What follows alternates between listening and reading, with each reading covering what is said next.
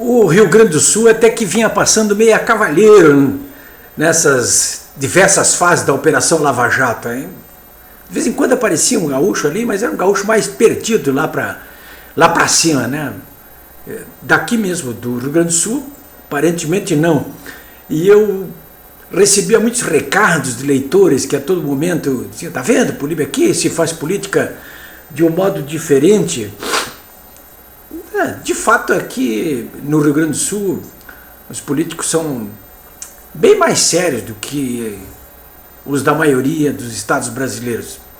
Mas de uma semana para cá as coisas mudaram de configuração um bocado, hein? Vocês vejam só, nos últimos 10 ou 15 dias foram presos aqui um advogado, o Dyson Portanova, advogado conhecido aqui do Rio Grande do Sul, conhecidíssimo, uma família muito conhecida. O Dyson Portanova foi lá para São Paulo, foi recolhido lá em São Paulo. Foi nessa operação mesmo aí que foi preso o ex-ministro Paulo Bernardo. Aquela coisa de o pessoal ficar com uma parte dos empréstimos consignados para os pobres servidores federais, né? Tá envolvido nesse inquérito aí, lá de São Paulo. É de São Paulo, a Justiça Federal de São Paulo. Lá em São Paulo continua preso, e na mesma época que o Dyson Portanova foi preso aqui em Porto Alegre, foi preso o Paulo Ferreira também, que foi tesoureiro nacional do PT, e não dá para esquecer, hein? Marido da ex-ministra de Desenvolvimento Social do governo Dilma Rousseff, Tereza Campelo. Ficou ali a Tereza Campelo até o fim do governo Dilma, e o marido dela é o Paulo Ferreira, que foi deputado federal. Então, esses dois gaúchos aí muito conhecidos, né? Recolhidos. Depois, essa semana aqui, a gente se surpreendeu no domingo, não foi preso, claro, mas não sei se não vai ser, mas tem foro privilegiado, né? No domingo a revista Veja trouxe uma reportagem enorme sobre o deputado federal Marco Maia. Esse pessoal todo que eu estou falando é tudo PT, né? O Marco Maia.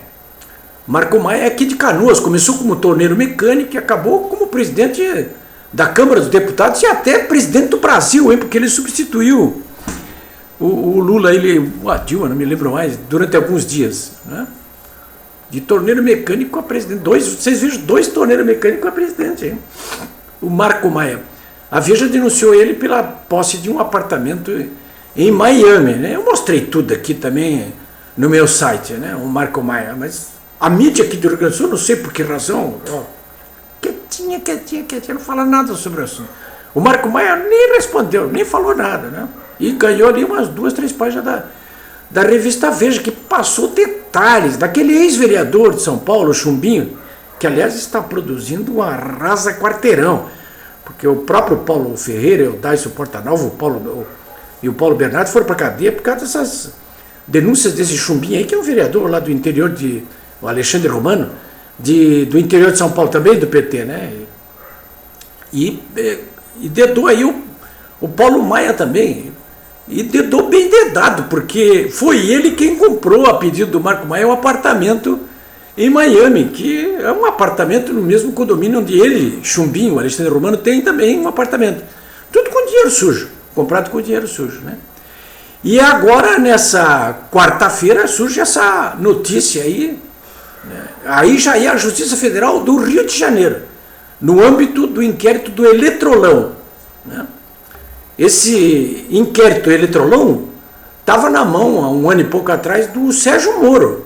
Vocês devem estar lembrados, a 16ª fase da Lava Jato, né? Estava lá com o Sérgio Moro, e por denúncias do pessoal da Andrade Gutierrez, do Ricardo Pessoa, da UTC, foi desvendado esse escândalo lá na construção de Angra 3, no Rio de Janeiro, né? Quando estourou isso tudo aí, o Moro, inclusive, mandou prender um almirante, que é presidente da Eletronuclear. Quando estourou tudo isso aí, o ministro Teori Zavascki, lá do Supremo Tribunal Federal, se encheu de razão, avocou o inquérito, passou-lhe uma caraspana no Sérgio Moro, disse: isso aí não é assunto pro Petrolão, porque você tem que investigar, é Petrobras, não tem nada a ver com a Eletrobras, né? E avocou para ele, e segurou até pouco. Isso lá passando então para a Justiça Federal do Rio de Janeiro, que agora então está trabalhando. E já prendeu um monte de gente nessa quarta-feira, aí o próprio presidente da Eletronuclear, esse almirante aí, né? E mais 8 pessoas que foram presas, prisões temporárias e provisões provisórias, né? Fora os 5 mandatos de condução coercitiva e 29 buscas e apreensões, mobilizando 130 agentes da Polícia Federal, muita gente, né? O que tem a ver o Rio Grande do Sul com isso aí? Tem a ver que entre os que tiveram que cumprir mandato de condução coercitiva estava um gaúcho, Walter Cardial. Walter Cardial, engenheiro dos quadros da CE, claro, está aposentado agora, foi procurado em casa nessa quarta-feira aqui em Porto Alegre e levado para a Polícia Federal para prestar depoimento, né? Que ele foi denunciado pelo Ricardo Pessoa, ex-presidente da UTC, e também pelo Antônio Azevedo, que é da Andrade Gutierrez, né? Como envolvido nas maracutaias essas de construção de Angra 3. Há um diálogo, inclusive, um grampo feito pela Polícia Federal, que mostra ali uma conversa do Walter Cardial, uma conversa bem pouco republicana, hein? Entre o Walter Cardial e o almirante presidente da Eletronuclear, né? Em que ele liga para o almirante. Os dois ali estão combinando uma maneira de obstaculizar a ação da justiça. Mas tem um momento em que o Walter Cardial, usando aquela linguagem típica do Lula, né? Falando com o almirante, disse: você não sabia que o Ricardo Pessoa, o presidente da UTC, nos denunciou lá na Lava Jato, em Curitiba, a respeito de Angra 3? E o almirante respondeu: não estou sabendo. Aí o Walter Cardial voltou a falar e disse: esse filho de uma puta, você veja, nos dedou, nós temos que combinar direitinho como é que nós vamos falar daqui para frente a respeito desse assunto. O que está combinando? Uma conversa mentirosa, evidente, a respeito das maracutaias que foram feitas ali, dos milhões de reais que foram desviados pelos empreiteiros, dinheiro da Eletrobras, né? Da Eletronuclear, mas é subsidiária da Eletrobras, né? E colocado nas mãos de políticos, né? O Ministério Público Federal do Rio de Janeiro deixou claro, vazou, dizendo o seguinte, que aquela dinheirama toda foi para servir aos interesses, claro, desses empreiteiros, desses diretores da Eletronuclear e da Eletrobras, mas também a políticos do PT e do PMDB, porque o combinado lá era o seguinte: de toda a roubalheira, metade para o PT, metade para o PMDB. Já se sabe que o interlocutor dentro do PT, do Walter Cardial, era o tesoureiro João Vacari Neto. Está claro isso ali no inquérito, né? No que foi divulgado nesta quarta-feira. O homem que combinava com o Vacari Neto como é que ia ser feita a distribuição das propinas, ali diz, é o engenheiro Walter Cardial, aqui do Rio Grande do Sul. Esse Walter Cardial é uma personalidade muito interessante, eu conheço ele pessoalmente, inclusive.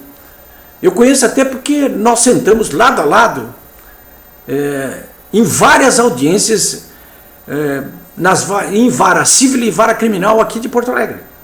Ele abriu um processo civil contra mim, tentando conseguir uma indenização por danos morais, que ele alegava, e abriu um outro processo criminal tentando me botar na cadeia, né?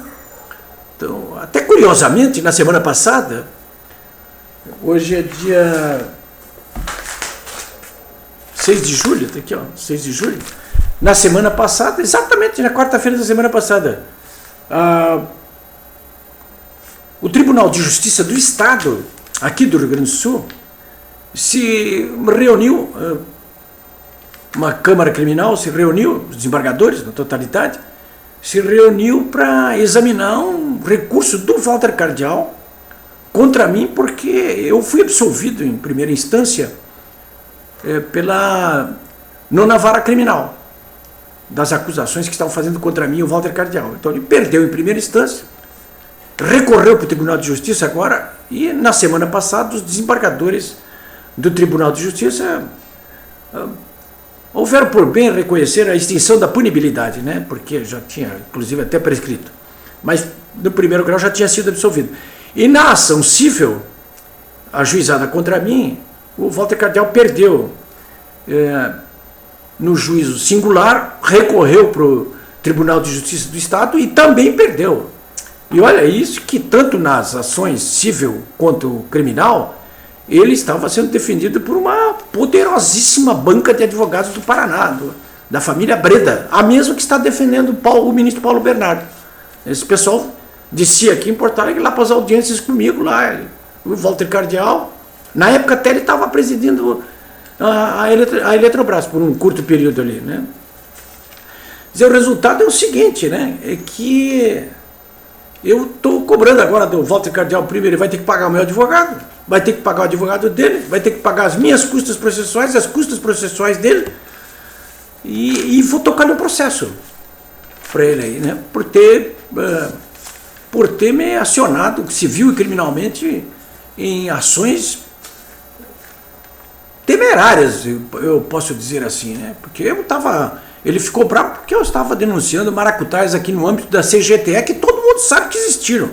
Ele, na época, era o presidente do Conselho de Administração da CGTE, aqui do Rio Grande do Sul. Eu estava estranhando muito que um diretor tinha feito as maiores trampolinagens lá na CGTE e a diretoria não sabia de nada e o próprio presidente do Conselho de Administração não sabia de nada. Eu estranhei muito isso aí, né, na época. E fiz uma série de reportagens aí denunciando essas coisas aí. Mas esse é o Walter Cardeal, né, que agora vai ter muito o que falar. E esse caso da eletronuclear de Angra 3 é apenas um dos casos.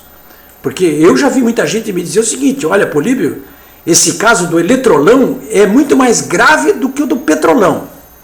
Eu, hoje de manhã, inclusive, estava falando para a Rádio Gazeta, lá de São Jerônimo, para um amigo meu, Galvão, comunicador, e estava dizendo para ele, refletindo para ele o que eu tenho ouvido nos últimos dias, está dando nojo isso aí, né?